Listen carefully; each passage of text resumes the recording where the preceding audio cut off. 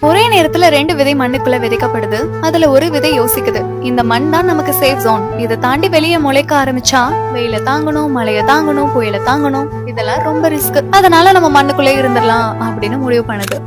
ஆனா அதே நேரத்துல இன்னொரு விதை பெய்த மழைய ஒரு வாய்ப்பா யூஸ் பண்ணுது. வேற விட ஆரம்பிக்குது. மண்ணை பிளந்து வெளியே முளைக்குது.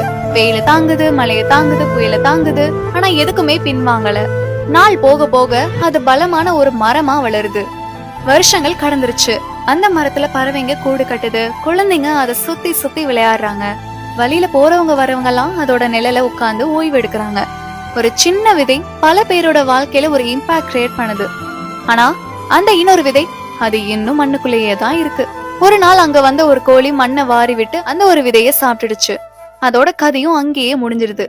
இதுல இருந்து என்ன தெரிஞ்சுக்கிட்டோம்? நம்ம கம்ஃபர்ட் ஜோனை விட்டு வெளியே வர பயப்படுறதை விட அதுலயே இருக்கிறது தான் பெரிய ரிஸ்கே. நம்ம இருக்கிற இடத்துல மட்டும் வாழ்ந்து முடிக்கிறத விட நம்ம போன பிறகும் நினைவுல இருக்கிற மாதிரி ஒரு இம்பாக்ட் கிரியேட் பண்ணிட்டு போறதுதான் உண்மையான வாழ்க்கை.